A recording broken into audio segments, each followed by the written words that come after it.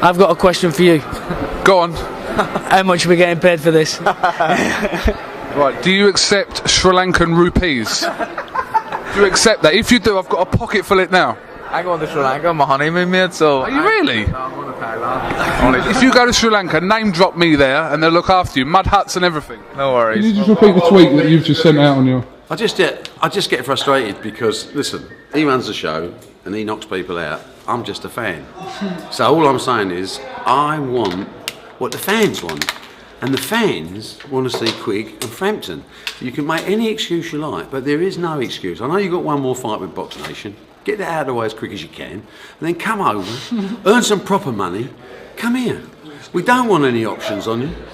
You know, there's no reason for not capitalising on what is one of the great fights on the domestic scene. As a fight fan, I'm just frustrated. I don't want to listen to any bullshit. I just want to see the fight happen. So, whoever you think's going to win, it don't really matter. It's a great fight for boxing. Let's get it on. These guys can do the distance. I would have done the deal, but I'm not in charge anymore. So my son's got to sort it out with Barry McGuigan. Let's just stop messing about and let's do this fight. Because I want to see this man in with Frampton. I knew that this kid's got power he hasn't even felt yet, and he's going to get better and better. So, really... What did you say to me when my son's got Quigg? I told him, he beats Frampton. That's what I said. We swapped him, didn't we? You said that was the best piece of business you've ever done. I know. Well, I'm happy. I'm happy, really, because he deserves it. He's not a flash boy. He does his talking in the ring. So it's not a question of anyone's calling anyone out. It's just something that makes sense for boxing. So come on, let's stop messing about. I'm getting old. I don't want to miss fights like this. I could be dead and gone before this happens, the way it's going. Get it on.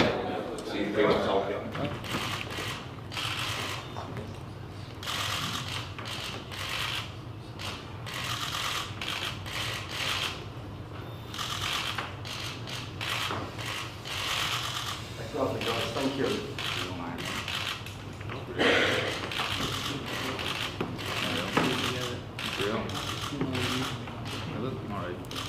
Send that back for Rigo or what? No, I'm waiting for the new Is that your one? Super one. You're waiting for it still? Yeah, from the super Is it any different? Wobbling. Yeah, no, that's good. Hold on. You paid for that? Huh? Oh yeah. We've already ordered a new IBF one though, because he gets to keep it.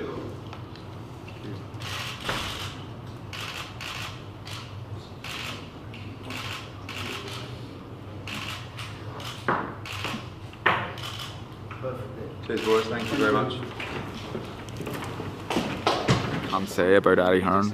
He loves the green, he loves the money, and he'll admit it to you. He doesn't care about Scott Quigg. He just cares about the pay packet he's getting off this fight. He doesn't give a fiddlers about Scott Quigg, and he can believe that if he wants. But Stems from where? Joe's just an idiot. It's nothing to do with being Scott Quigg's trainer. I think if he just trained anyone, if Scott Quigg was with someone else, I would still see Joe Gallagher as what he is, and that's an absolute gobshite. I don't like him. Don't like him. You've got the work to do. We haven't. You've got a few things to work on. Don't worry about it. You seen Carl yesterday? He was rattled. There's 103 days to go. He's got to be rattling bones when he's got that flank coming out to this arena, 20,000. I'm telling you now, you're not got to be fit, experience anything what's got to happen on the night, atmosphere-wise, punch-wise, power-wise, anything else. Listen, it's got to be a great fight. You're a talented fighter, but like when Barry last fought in Manchester, the same thing will happen to you. It'll end in a loss. I thought you said he was your childhood hero, Joe. Yes, Where's all that respect gone? Where's all that respect gone? Listen, I do. I take my hat off to growing up in our household. It was Alex Higgins, George Best, Barry McGuigan, the Pope. They were the club boys that were singing. So that's it. The huge respect to what he's done and everything else. I'm just saying to you how I feel the fight will go on the night, and that's it. It's not a good hunting ground. And like I said to you, you've got a lot of mental issues to get through with Carl. You've got the mental issues, Joe. You don't try and brainwash us with nonsense. No, listen, Barry, don't try and brainwash us with nonsense. You haven't a clue what you're talking about. Let me just say something to you. You haven't a clue what you're talking about. You're a nonsense idiot.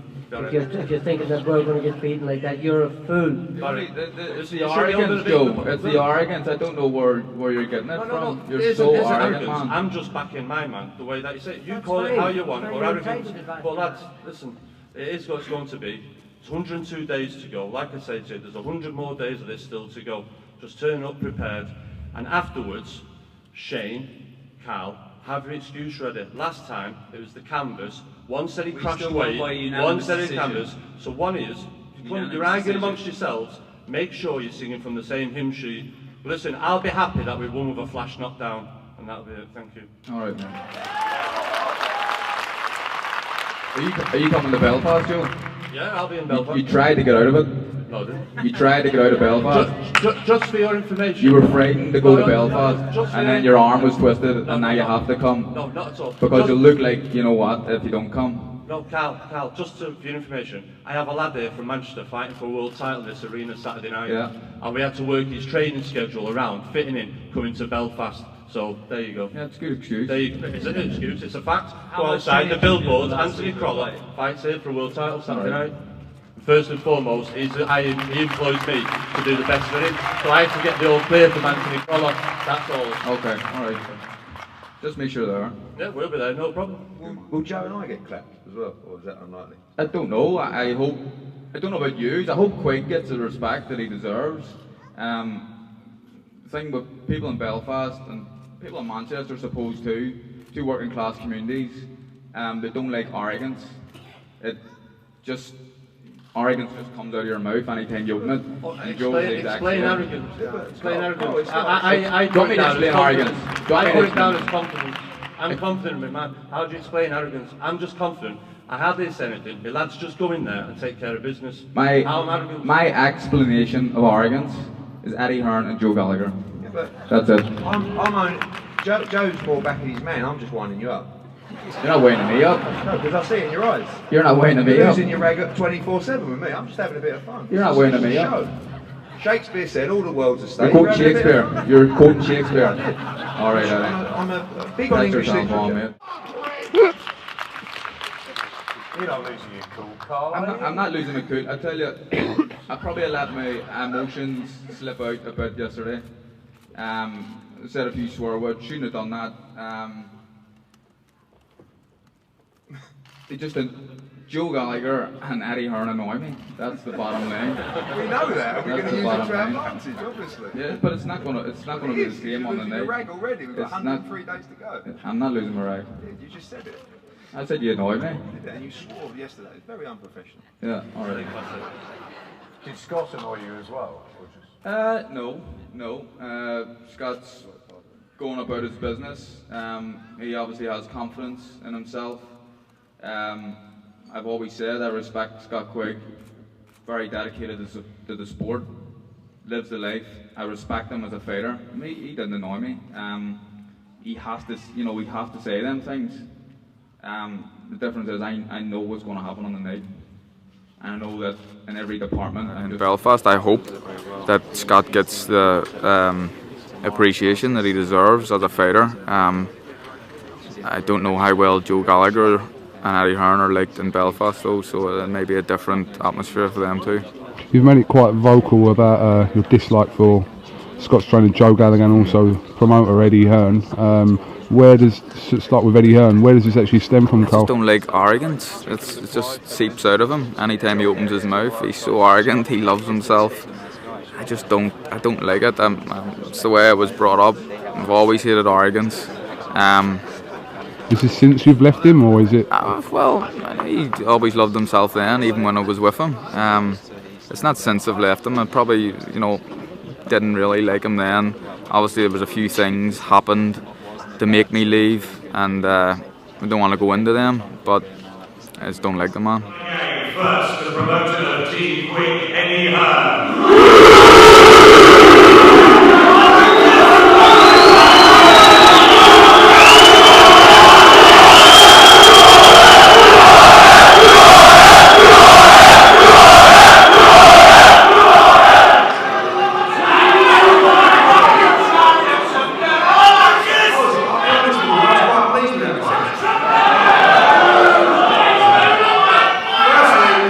Firstly, I want to say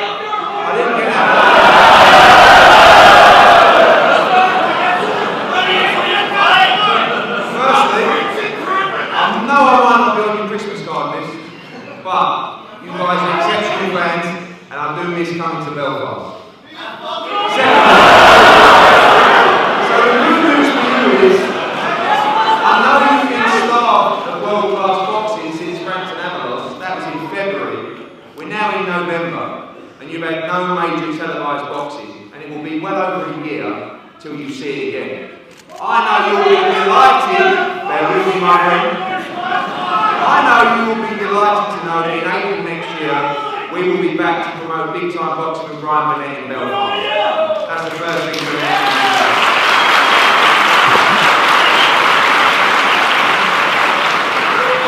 Thanks for aside, and again, I know there's no love lost. This is a great manager, 8 months.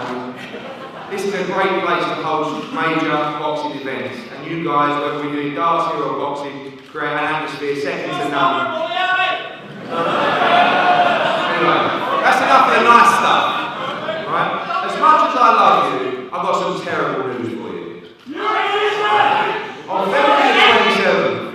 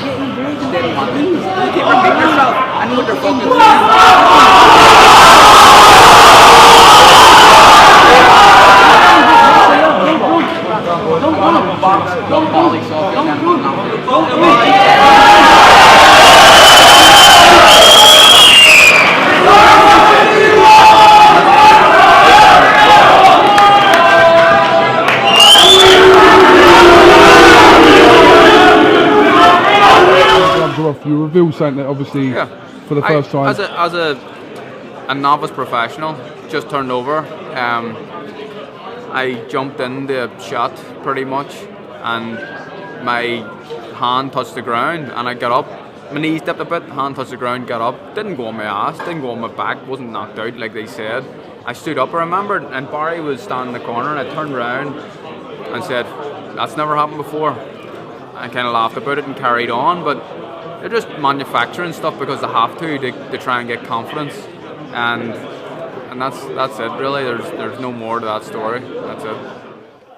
I know, and he knows, he's been knocked out, and he lied. So I call him Pinocchio. Give me a chair.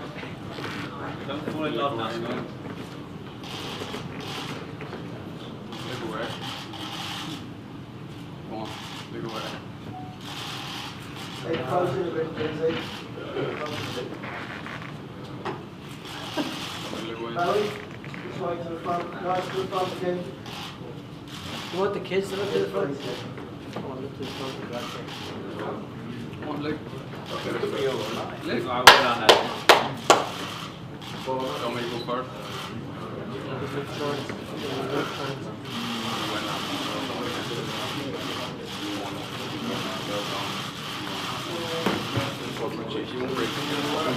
Vote. Now back. Boy, kick him back.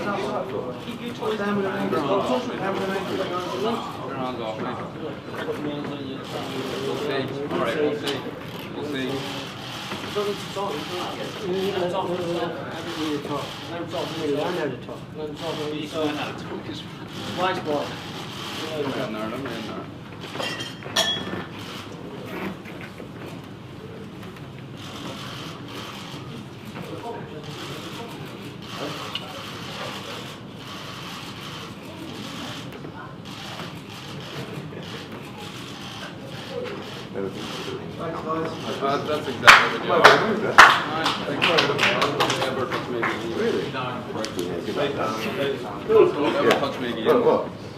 Control yourself. Control yourself. Stop getting wound up. Stay calm. A little bit of a push and a push up there. It wasn't a firm push, but what was being said up there at the head-to-head? What was being said was we were stern for a long time, and I said, "Look, Scott, do you want me to look away first?" And we've been looking at each other for a while now. I tapped him on the shoulder. He grabbed me, I grabbed him. Then Eddie tried to get involved and told him to piss off, and he backed away because he's a big bag of shit. And that's it. Carl called me a lanky CUNT. I was quite pleased with that. When did he call you that? Basically, what happened was they wouldn't look away.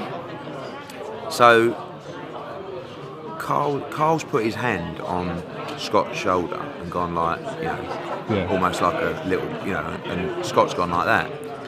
And then Carl's gone like that again, and then Scott's pushed him. Then Carl's gone to come towards. So I've gone like that, held Scott and Vinny back, and he's gone, "Don't touch me, you lanky CUNT." But I was. It's quite. You're not that tall, are you? I'm tall, but I'm fat. But no one's called me lanky before. And then when he said it, I was like, and I went to him after. I went, "Mate, thanks for calling me lanky. No one's called me that before." And he went, "Well, you are. Don't touch me again." And you're lanky. I went, "Oh, blimey." And 30 seconds before, he wasn't wound up. Apparently, he was just, Well, in my interview with Carl, he called me a bag of shit. Big bag of shite. Yeah. Probably more accurate than lanky. Yeah. Apparently on the Sky interview, he called me a fat Egypt. No, Cougar. Just hear it out loud. If they don't get the home changing room, they're not fighting. So Carl Frampton has got to get on the plane back to Belfast, deny himself £2 million. Barry McGUIGAN in the world won't know that because he needs his cut out of it. Al Heyman needs his cut of it. Shane needs feeding. Blaine needs feeding. What's the other one called? Jake needs feeding. There's no way in the world they've got to go. And are they got to reimburse all their fans, hotels and planes like that? No way in the world that they can. It's a load of ballyhoo. Do you understand? If they genuinely got to do that, all right then, get on the plane now, go to Manchester and off you go. Go on. I dare you to lose out on two because you're not got to get £2 million nowhere else. And then Barry's fighting with security today. What's all that about? So, listen, just stay classy, lads. Stay classy. I knew they was trying to come today to trying to get under our skins with this dressing room nonsense, but at the end of the day, they ended up winding themselves up. I just keep calm. Well, they like to try and control people. They want to control us and what's happening. When all I'm bothered about is, as long as I'm in control of myself, that's all that matters. Because when I'm in control of myself, I'm a dangerous man.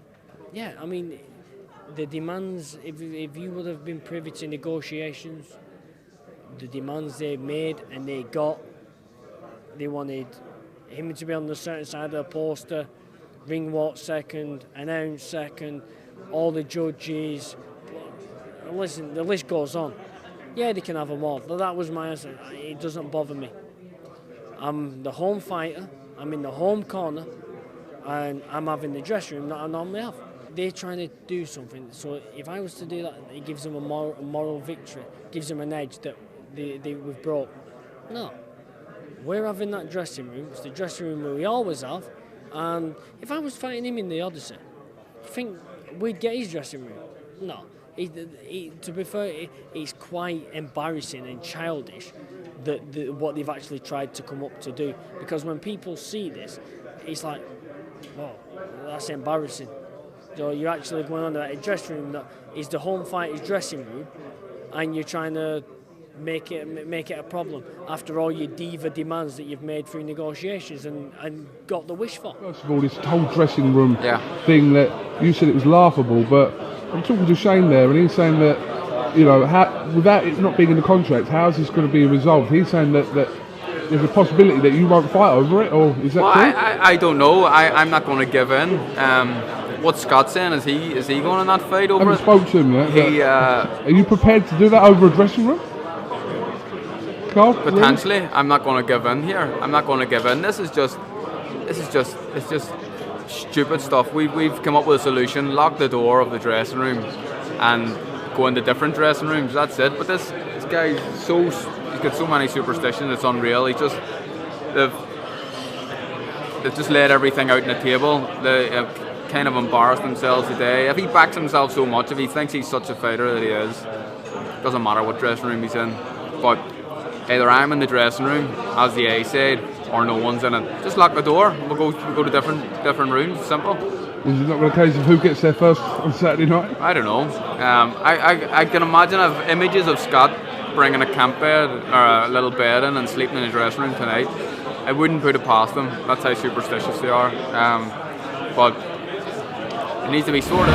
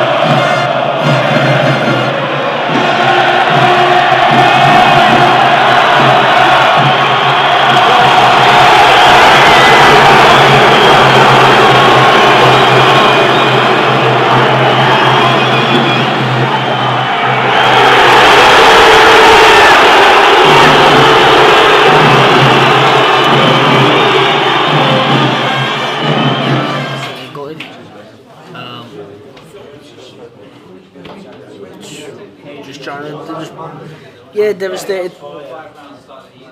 How did you think you started the fight? I thought, especially first 3 rounds, I was well happy with how it started. Then it went into the 4th round. I thought I was having my best round, and then he can't move it up.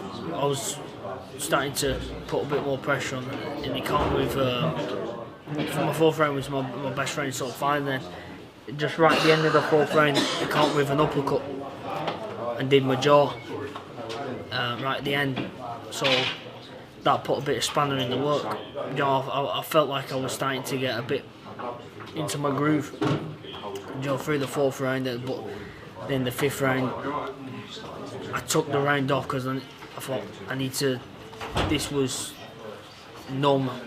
I didn't know how painful it was going to be if I was to get hit on it. So 5th round, I was very cautious. Let him hit me on my gloves a bit just to see what the reaction was. It didn't hurt, so I thought, right, just start now trying to go back into the thing and slowed me down a touch. But I thought the middle rounds, Joe was saying, that's where he probably got the better a bit. But from 8, 9, 10, 11, I felt like I was well in my groove, and I thought, because Joe come back, Joe said, Sky, have you 6-1 down or something? I said, you what? Because I felt comfortable in I felt like I wasn't getting it. I felt like I could see everything he was doing. And then, so I had to start putting he said, yeah, you're going to have to start going you're obviously not scoring them for you. So, but then I felt like I was wearing him down, and especially in round 11, I thought I've got him going there. So I come out in the 12 thinking I'll finish him, and in a way I come out too eager, and he had a very good round, so he got the last round. But just devastated. Look, it's a massive fight. I really believed I could win that fight. I really knew I was going to win that fight if I'd done what I was doing in training. And I know it was a bit boring and stuff, and maybe a bit subdued and a bit of an anticlimax at the very start. But it kind of came to life a bit near the end, I think. But I got the win, and that's the most important thing. After the fight's finished now, was there a mutual sort of respect between the two? You and Scott, obviously there was, but between the two teams? Yeah, I went in and shook his hand, and we spoke after the fight, and there's always been respect between me and Scott, and I shook Eddie and Joe Gallagher's hand as well, and of course there's a respect there, and you have even more respect after sharing a ring with a man for 12 rounds. Sharing a ring with a man for 12 rounds. Sounds funny. And no one got the dressing room in the end. No, and that was a ploy. I didn't care what dressing room I was in, but I knew that they were very superstitious, and he wanted to be in that, and they kind of put their cards on the table at the end, and we just held firm, and it didn't matter what change room I was in, but I think that worked in our favour. All right, well listen, Carl Frampton, congratulations. Thank you, mate. It's a great win for you tonight, and unified champ. So whatever you decide to do, whether you move up weights or stay at super bantamweight, you're in for some big fights now. Cheers, Kugan. Appreciate it, mate. All right. Thank you.